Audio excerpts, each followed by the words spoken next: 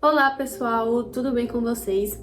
Bom, para aqueles que não me conhecem, não estão lembrados de mim, eu me chamo Lia e hoje nós iremos estudar juntos a lição da Escola Sabatina com o dia de hoje, né, que é quarta-feira, e é o dia do hipertexto.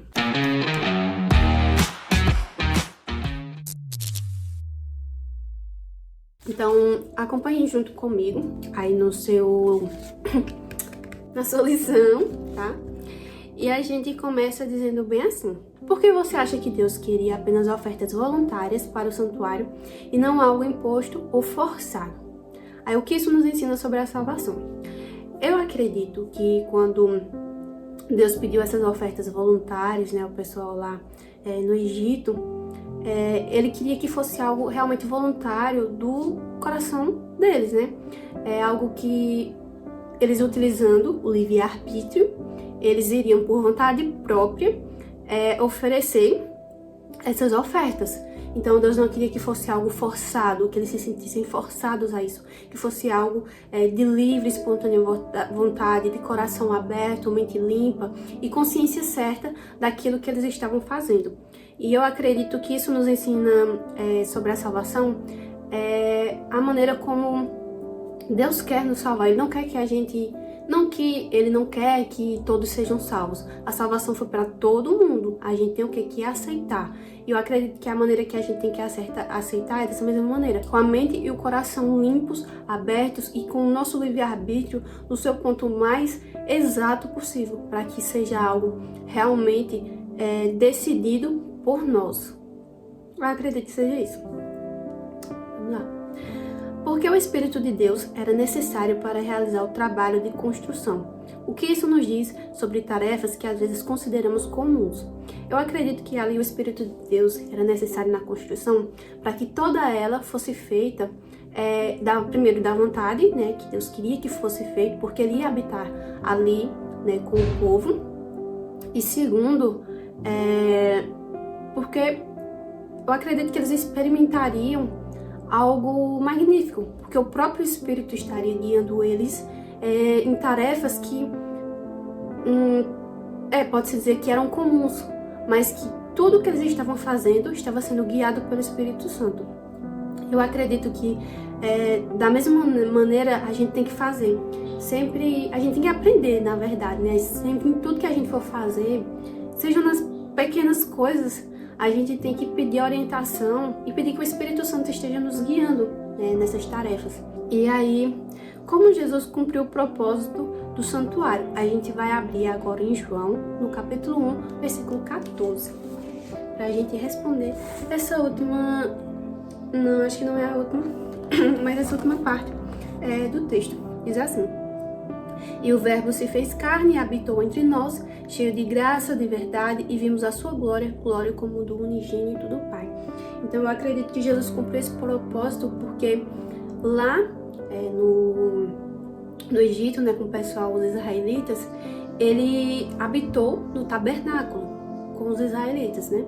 Mas já no Novo Testamento a gente vê que Jesus ele veio como homem, né? E ele habitou, ele esteve nessa terra e as pessoas podiam realmente conversar ali com ele, pegar nele, abraçar, serem curadas por ele e ver ele pessoalmente. Então eu acredito que um dos propósitos, né, do santuário, acho que o principal propósito do santuário é Deus habitar como homem. Então Jesus cumpriu esse propósito, né, quando ele se fez carne e habitou conosco aqui na terra, mesmo que por um curto espaço de tempo, um curto período, mas foi o período necessário para que tudo se cumprisse e para que hoje a gente possa ter, né, a salvação por meio dele. E aí a lição continua dizendo assim: embora as igrejas cristãs não sejam paralelos, diretos com o santuário do Antigo Testamento, como podemos ajudar nossas igrejas a se tornarem lugares em que as pessoas possam sentir a presença de Deus? Eu acredito que a principal coisa que a gente pode fazer para que as pessoas se sintam acolhidas e que vejam que as igrejas são lugares onde eles possam encontrar a presença de Deus, primeiramente, isso é a minha opinião. Então, se você tem uma opinião diferente, você pode colocar aí nos comentários a resposta dessa pergunta. Mas eu acredito que, sendo um bom cristão, saber acolher as pessoas, porque tem muitas igrejas que não sabem fazer isso. Elas não sabem acolher as pessoas, não sabem ver pessoas que são diferentes e saber se comunicar de uma boa maneira com essas pessoas. E também pedir que o Espírito Santo esteja guiando essa igreja e que essas pessoas sejam, né, todos os membros da igreja sejam guiadas pelo Espírito Santo, porque acredito que isso é uma das maneiras, né, em que as pessoas vão sentir a presença de Deus no lugar, se sentir acolhidas. Quando elas se sentem acolhidas, eu acredito que elas sentem um pouco de Deus em cada pessoa. Quando elas vão à igreja e elas são bem recebidas, bem acolhidas, e ali ela vai conseguir, né, adorar a Deus, sentir a presença de Deus. E o Espírito Santo, né, vai agir de uma maneira mais poderosa. Eu acredito que assim pode se dizer. E aí o texto continua dizendo, né? Como podemos experimentar o propósito do lugar santíssimo hoje? Para isso a gente vai ler Êxodo 25, 21 e 22. Diz assim: põe o propiciatório em cima da arca, e dentro dela coloque o testemunho que eu lhe darei.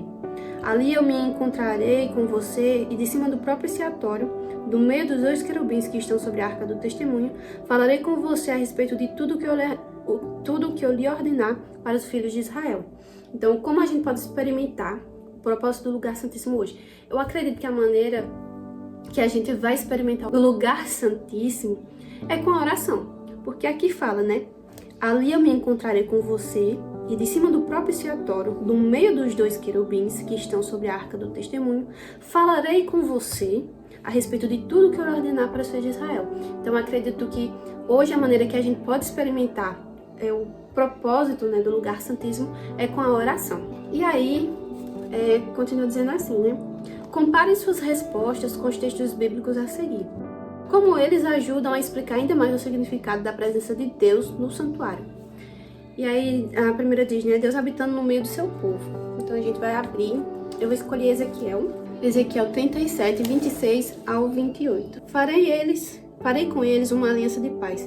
Será uma aliança eterna. Eu os estabelecerei, os multiplicarei, porei meu santuário no meio deles para sempre. O meu tabernáculo estará com eles. Eu serei o seu Deus, eles serão o meu povo. As nações saberão que eu sou o Senhor, que santifico Israel, quando o meu santuário estiver no meio deles para sempre. Bom, eu acredito que essa primeira parte, né, Deus habitando no meio do seu povo, eu acredito que seja a vontade de... é a vontade de Deus habitar conosco, né, seres humanos. Ele fazia isso, né, como a gente sabe, lá no Éden, né, com Adão, com Eva, só que aí, né, teve, é claro, a ruptura da presença de Deus por conta do pecado, e aí Deus fez, né, lá, como a gente viu no Êxodo, lá com o povo de Israel, e Ele quer fazer isso eternamente conosco, né, Ele quer habitar conosco, Ele quer estar conosco, né, que somos a criatura dele, né? Ele é o nosso Criador e Ele quer estar conosco, né? E acredito que seja isso, né? Deus habitando no meio do seu povo, né? Restaurando a santidade do templo. A gente vai abrir agora